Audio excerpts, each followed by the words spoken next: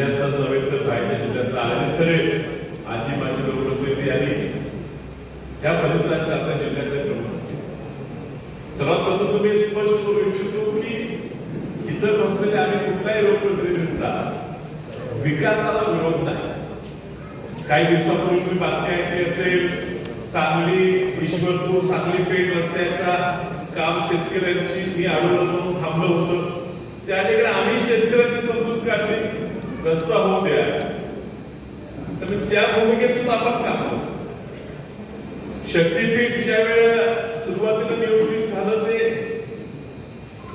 खानापूर आटपाडी तालुक्यातून असो, तासगाव तालुक्यातून मिरज तालुका सांगलीवाडी शहरातला भाग करून कोल्हापूरला झाला होतं। त्यावेळी खूप मोठा विरोध झाला, शेतकरी एकत्रित आले आणि मोठं आंदोलन शेट्टी साहेबांनी त्या ठिकाणी कोल्हापूर जिल्ह्यात सुरू केलं आणि आमच्या मिरज तालुक्यातल्या प्रत्येक आंदोलनाला शेट्टी साहेब त्या ठिकाणी उपस्थित राहिले आणि तिथला हा अलाइनमेंट जाणार रस्ता हा बंद करणं, रद्द करणं, मोडून काढण्यात आपल्याला यश आलं।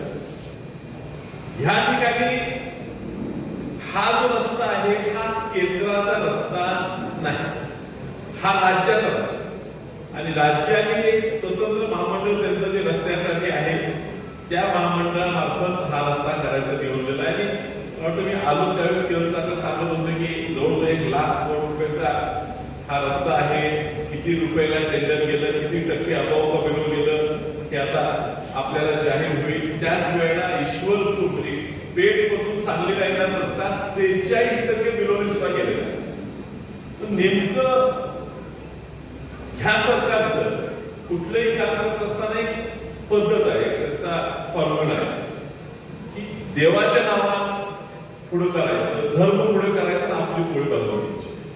आणि मग ह्या रस्त्याला विरोध करायला लागलो तर आम्ही हिंदू विरोधी आहे हा मेसेज बाहेर जायचा प्रयत्न होतो।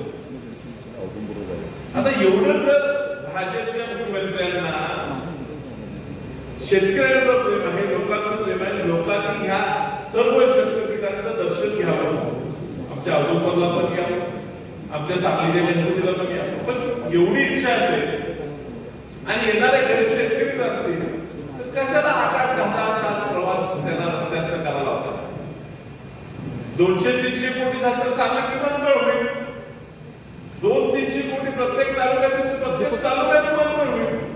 एवढी लोक आणा, रात्रभर ड्रायव्हिंग करा, गोव्याला देवीचं दर्शन घ्या। गोव्याला विमानतळ 2 आहे, 1 नाही 2, शेजार रत्नागिरीत आणि 1 आहे, 3, कोल्हापूरला झालंय, सांगलीत 1 केलं, पलूसमध्ये 1 केलं, पेठमध्ये 1 केलं। पुढे शेतकरी कोणा विमानात पूर्वी होती देवदर्शन करायला सबसिडी होती, शेतकऱ्यांची मुलांना देवदर्शन करण्यासाठी सबसिडी द्या, 1000 रुपये तिकीट करा, कशाला गाडीला कशाला कोण जाईल।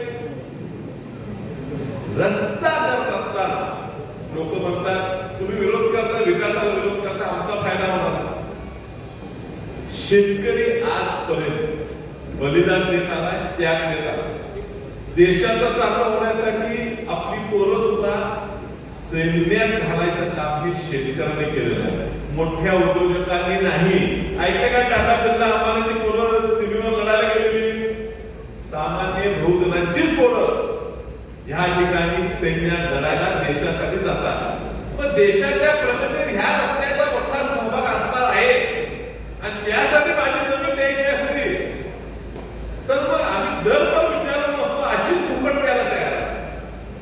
पण ह्या रस्त्यातनं शेतकऱ्याचा नफा कसा होणार, ह्यातनं देशाची प्रगती कशी होणार, का फक्त तुमच्या भगपंचांची, कॉन्ट्रॅक्टरांची आणि शासनाला इलेक्शनला भेटण्याची पैशाची व्यवस्था एवढीच होणार असेल तर त्यासाठी रुपये नाही कोट्यवधी रुपये दिले मी माझी आई विकणार नाही, ही भूमिका शेतकऱ्याची असते। पटवून सांगा काय गरजेचं आहे। त्या नागपूर रत्नागिरी जाणारा रस्ता आपल्या जिल्ह्यात गेलेला आहे, आता नवीन रस्ता केंद्र शासन करणार आहे, तो होणार मुंबईत जाणार बँगलोरला। आता असे मोठे मोठे रस्ते आपल्याकडे करत असताना चांगले पिकअप जमिनी सर्वात प्रथम आपली चुकलेली आहे की ज्या ठिकाणी बागायत जमिनी आहे त्या ठिकाणी पीक पाण्याला ऊस लावला. पाटील साहेब, पीक पाण्याला ऊस आहे पण जमीन दाखवतात जिराईत का दाखवतात? विकत घेताना जिराईतचा दर कमी लागतो, त्याच्या चौपट द्यायला लागतात, दुप्पट त्याला काय द्यायला पैसेच मिळत नाही शेतकऱ्याला. आज बाजार भावात आणि त्या जिराईत जमिनीच्या शासकीय मूल्यांकनात 10% फरक, म्हणजे 100 रुपयाची जर बाजार भाव जमीन असेल त्याचं शासकीय मूल्य फक्त 10 रुपये आहे. तुम्ही दुप्पट दिला काय आणि 5 पट दिला काय, शेतकऱ्यांचं नुकसान होतं. हे केले फक्त जमिनी शेतकऱ्यांच्या पोटात बळकावून त्यांचा स्वतःचा धंदा करण्यासाठी. अर्थात शेतकऱ्यांचं नेमकं काय म्हणणं आहे, मला कॅप्टन भाऊचे काकू दीपकरावने ह्या कार्यक्रमाला बोलवलं, मी त्याला तेच सांगितलं नेमकं शेतकऱ्यांची काय अपेक्षा आहे, काय मागणी आहे, ही सुद्धा एक राजकर्ते म्हणून आम्ही आणि त्यांच्या सहकार्याने तुम्ही आपण गावोगावी जाऊन जे बाधित शेतकरी आहेत त्यांचं काय मत आहे ते पण यात आपण समजून घ्यावं लागणार. तुम्ही हा लढा हा शेतकऱ्यांच्या हक्कासाठी उभा केलाय, ह्या लढ्याला पाठिंबा देण्यासाठी मी या ठिकाणी आलेलो आहे.